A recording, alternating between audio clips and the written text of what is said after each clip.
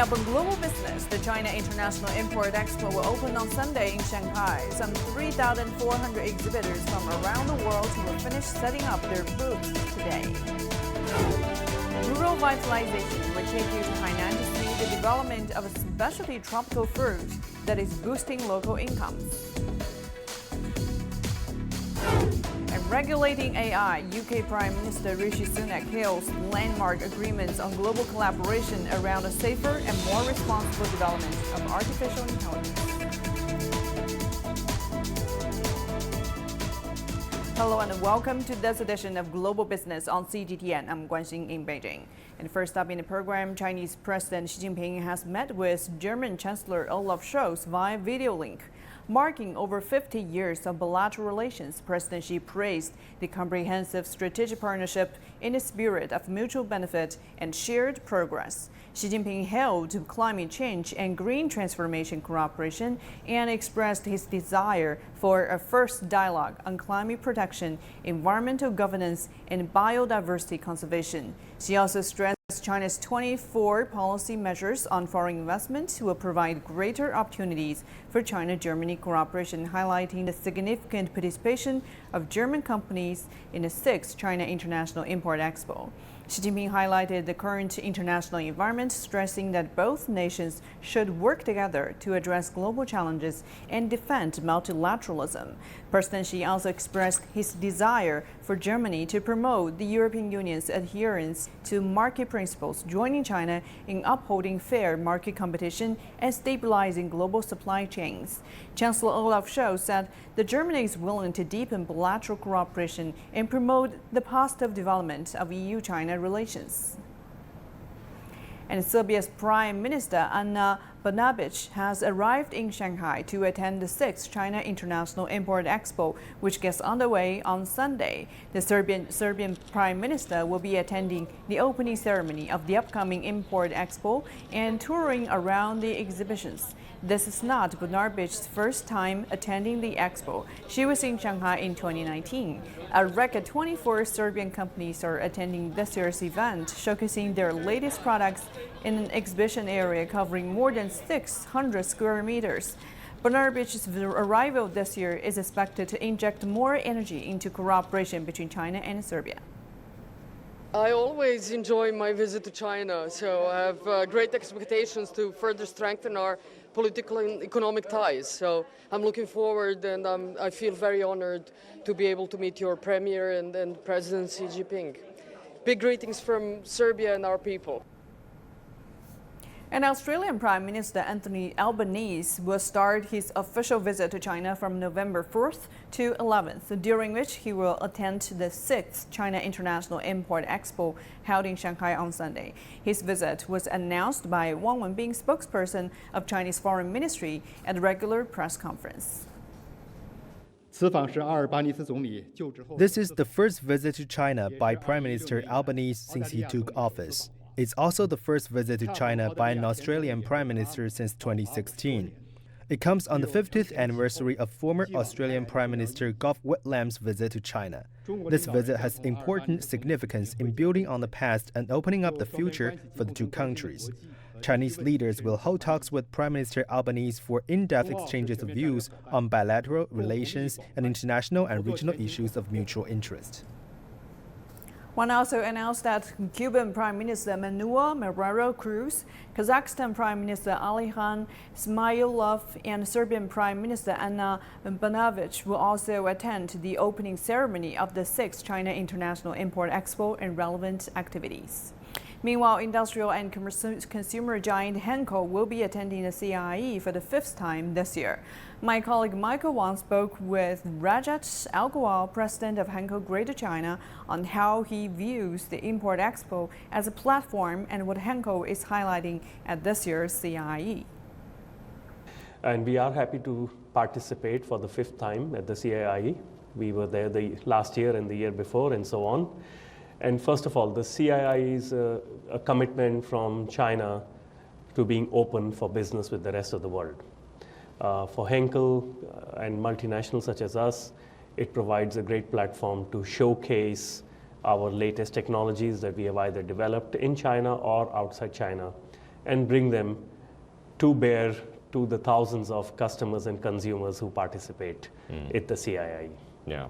And Raja, this year we've got nearly 400,000 professional visitors and over 3,400 exhibitors attending the 6th CIIE. What's Henkel highlighting at this year's Import Expo?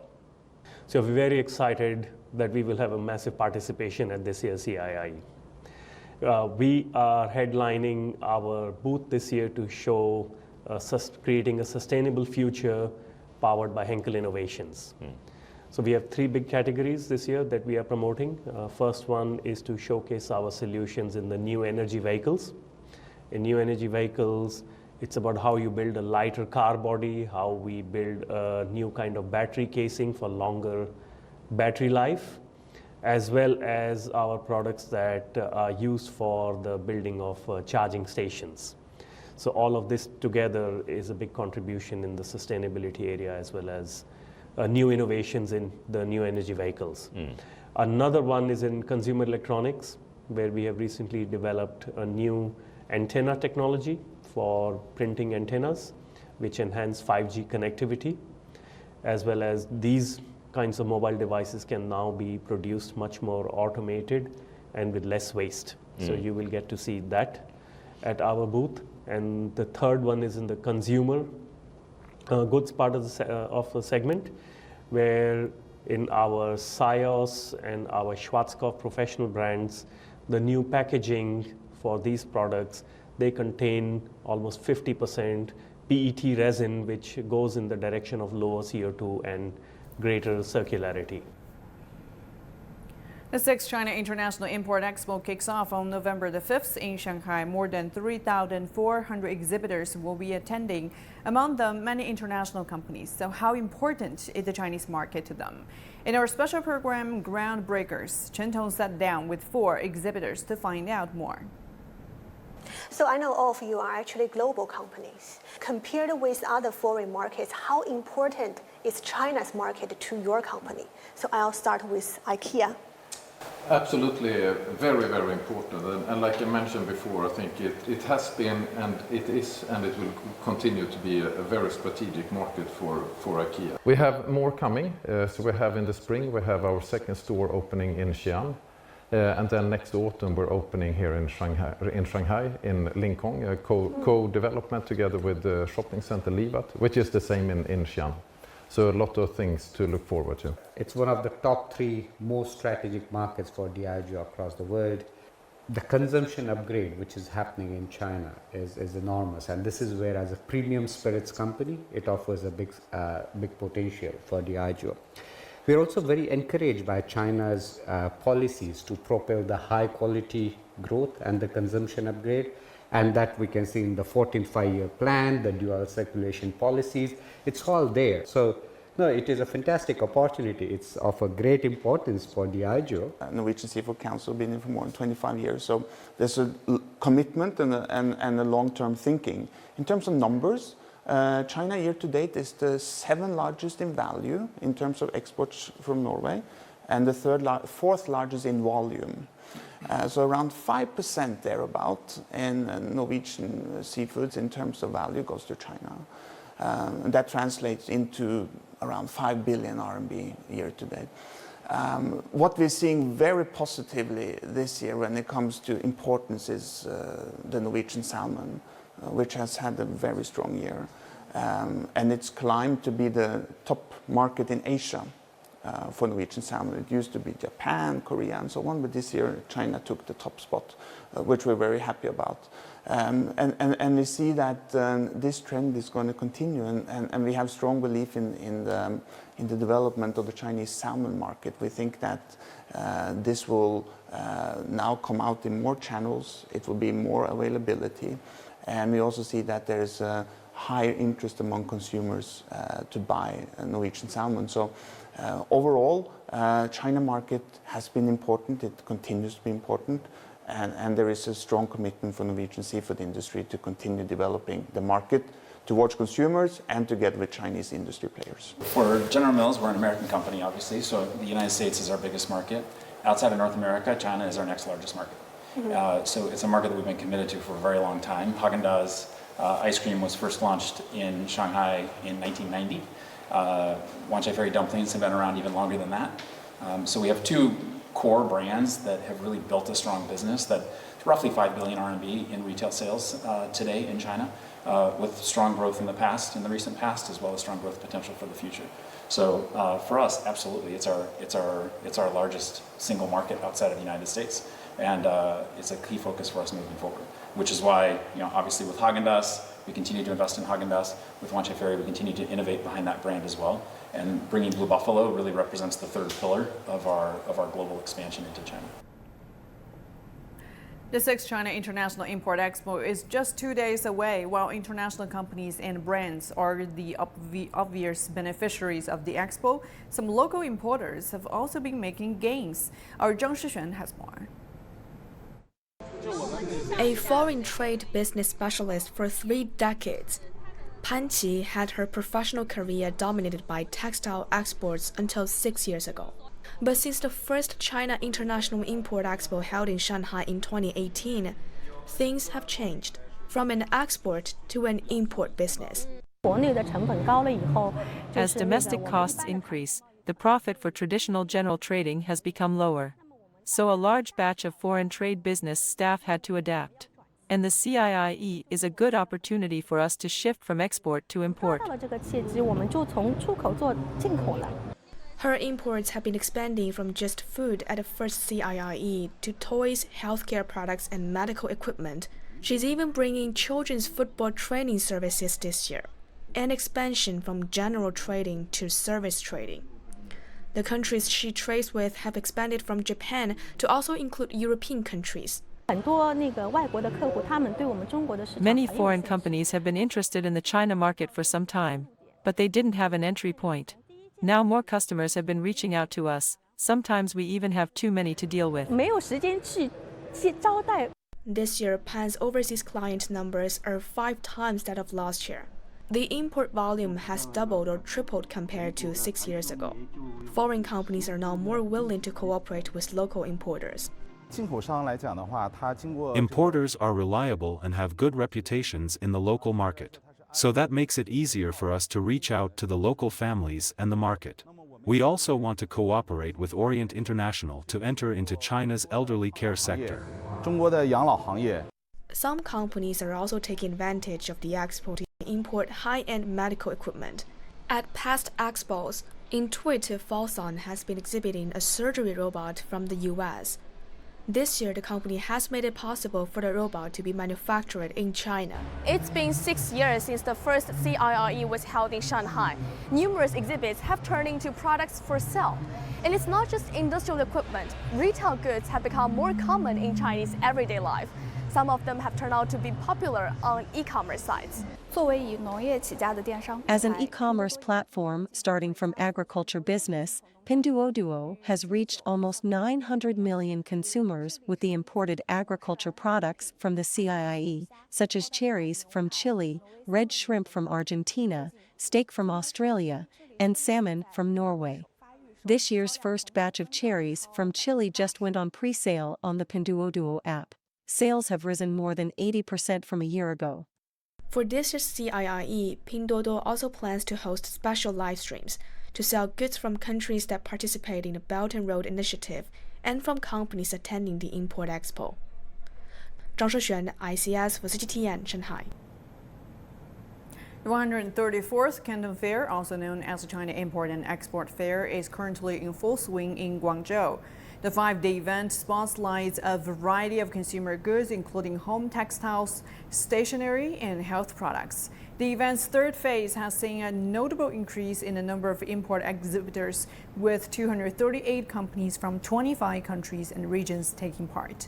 As of Thursday, the current Canton Fair has drawn approximately 190,000 international buyers, marking a remarkable surge of over 50% compared to the previous session.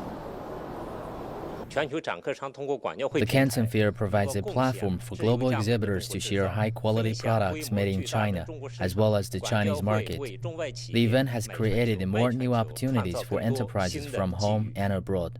I got a chance to meet directly with the factory members. I got a chance to observe and look the healthy products, which is really very good. So I got chance to look at different types of products, which I get or I buy from here, and I supply to my country. The content file provides us with more precise information that can bring us inspiration and direction for our future designs. The platform opens up more development possibilities for our company. And now we're heading for a short break. Still to come on the program. China's services activity expanded in October largely due to increased number of international tourists and more foreign demand for domestic services.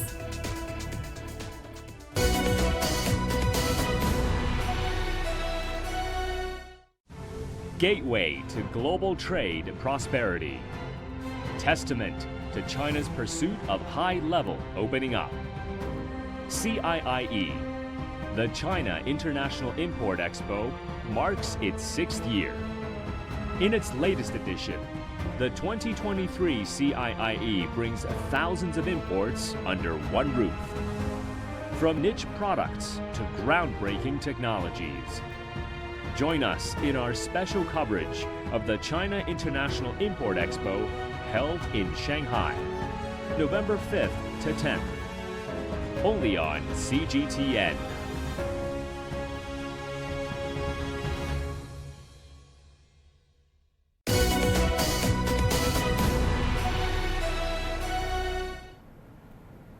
Welcome back.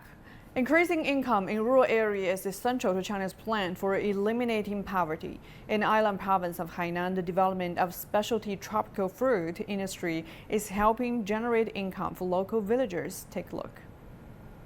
Durian honey farming is an emerging industry in Hainan. In the Yucai ecological zone, more than 1,200 durian honey trees have been planted across an area covering 4 hectares. The tropical fruit resembles jackfruit and has a similar taste to durian. 一棵树在400到500斤左右。 One tree can yield 200 to 250 kilograms, and the current price is 36 yuan per kilogram. Durian honey is now in short supply. We use e-commerce to sell the products all over the country. Durian honey has been grown in the Yucai ecological zone since 2008. More than a decade later, the most suitable varieties are being planted in northern Sanya. The farming technology has been developed gradually after years of research. Tens of thousands of durian honey seedlings have been cultivated here in that time. As our seedlings grow, so does the income of our villages. We expect to become better off in the future. With the introduction of new tropical agriculture products, we aim to drive poverty alleviation by developing high-efficiency agriculture with tropical characteristics. It's Hainan's priority to develop a specialty industry to help increase local villagers' income. Lin Wo, Sansha Satellite TV in Hainan for CGTN. And to delve into China's accomplishment in poverty alleviation, we're joined by Chu Jiang, a research fellow at Beijing Foreign Studies University. Thank you for joining us, Mr. Chu. So could you highlight some of the notable milestones in China's endeavors to reduce poverty? Well, China actually started the alleviation campaign ever since, the new China was established. But that time, the whole China was, lagging behind in the economic development.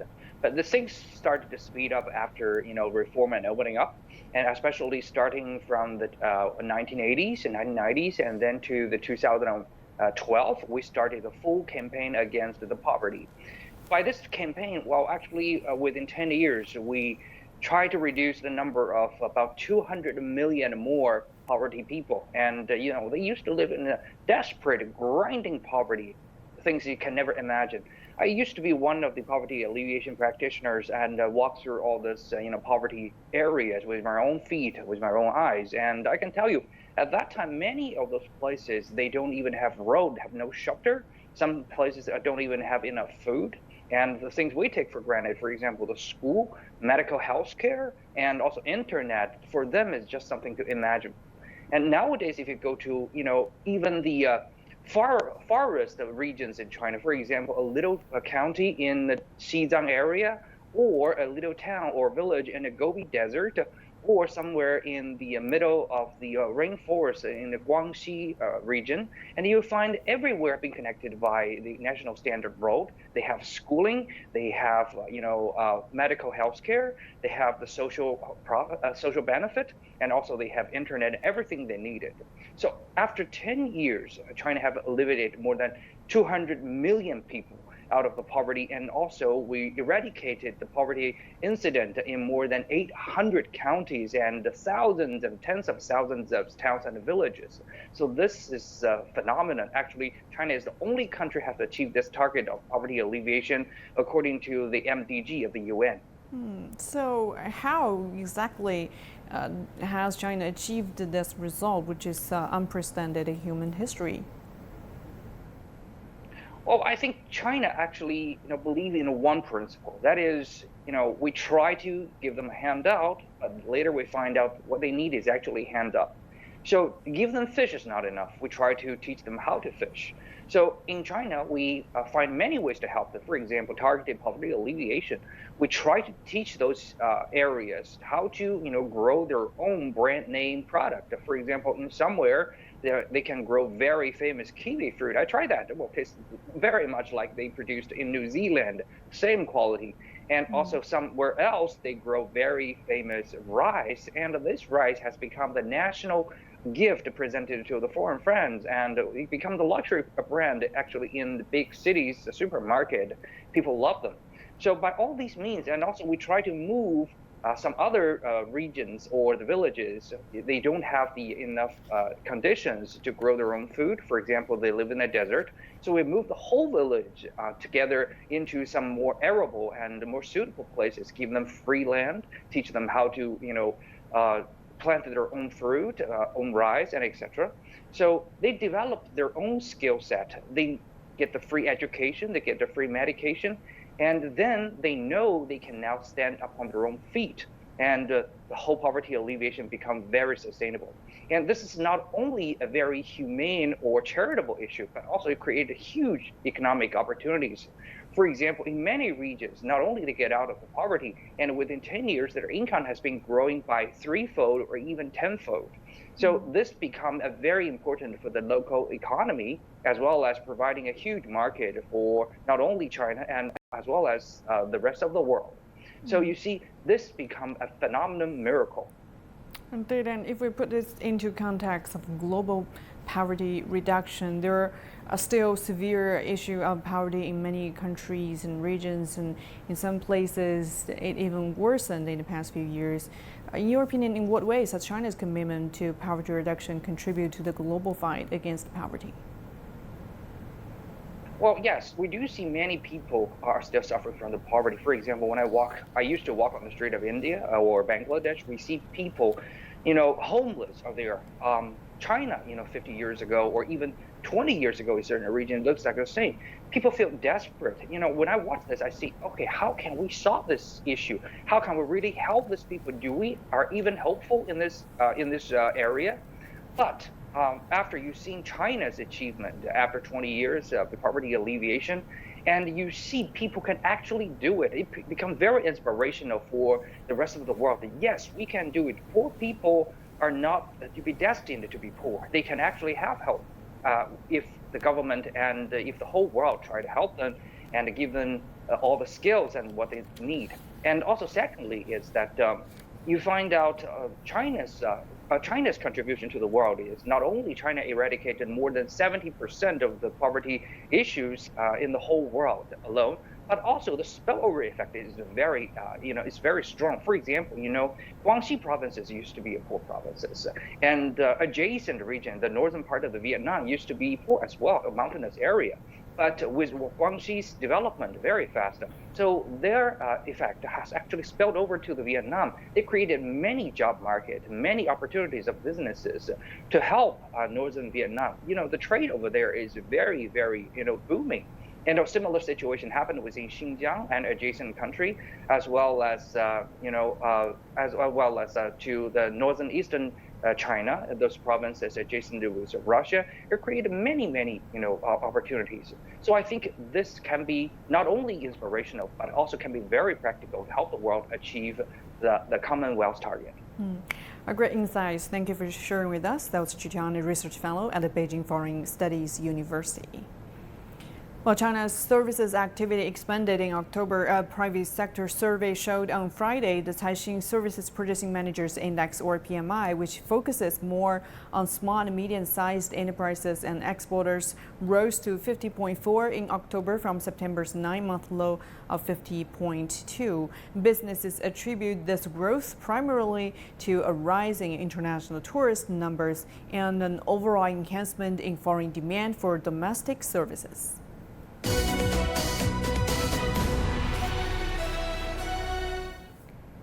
Moving on to the U.S. job market, the U.S. Bureau of Labor Statistics has just released its October job report. According to official data, the U.S. unemployment rate increased to 3.9% in October, reaching its highest level since January of the previous year.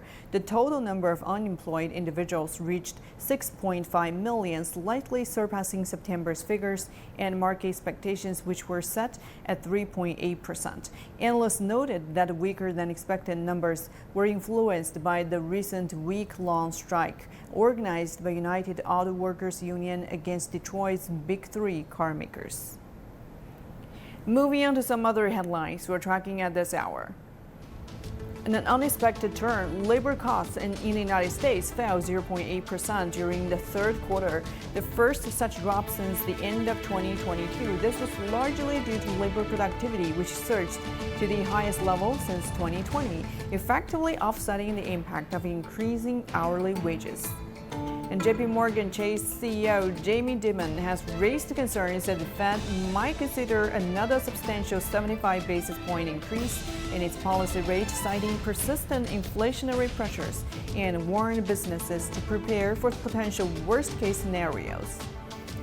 A ceremony was held in Guangzhou recently for the delivery of the ITER Magnet Support System, a pivotal component of the International Thermonuclear Experimental Reactor. Often referred to as the world's largest artificial sun project, the timely delivery will play a fundamental role in shaping the engineering schedule of the entire ITER plant and ensuring the stability of the experimental phase that lies ahead. And now we do for this edition of Global Business. But before we go, we bring you snapshots of the 6th China International Import Expo ahead of its official opening on Sunday. Take a look.